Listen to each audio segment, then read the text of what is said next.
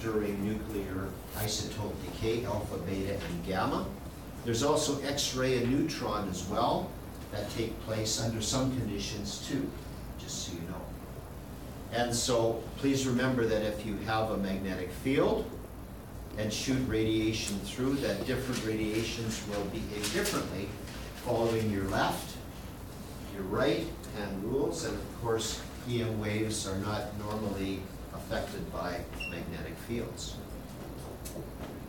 We talked about the significance of these graphs here, the number of neutrons versus the number of protons, how nature tends to drive matter towards an optimal configuration of neutrons and protons in the nucleus.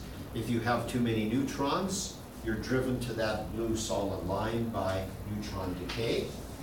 And if you have too few neutrons, you're driven to this line by proton decay, right? Creating a neutron. So that's the significance of that graph there. And of course, it's possible under some extreme conditions that you need alpha decay as well. Speaking of decays, it's important that I think you know how to predict products from alpha decay. I've certainly asked these questions. And so basically the parent will release an alpha, which is a helium nucleus, plus a daughter that's missing 4 on the top and 2 on the bottom. And really what's happening there is you're generating some changes, right? Protons are being liberated. And you should be able to calculate the energy. In beta plus and beta minus decay, what's happening there is that the parent is emitting a beta positive or beta negative particle. That means that the daughter has to adjust its atomic number only, not the atomic mass number, just the atomic number.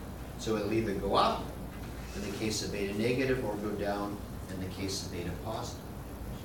And of course, what's happening is a neutron is morphing into a proton in one example, and a proton is morphing into a neutron in another example. And of course, gamma radiation is just the secondary reaction as the bits of the nucleus settle after some kind of reaction has already occurred.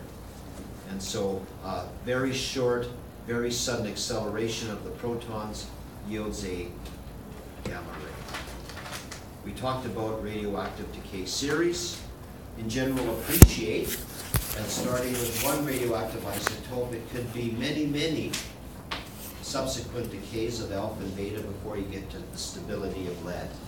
So that is the ultimate destiny of all radioactive elements. They will become one day lead, which is stable. Biological effects of radiation. I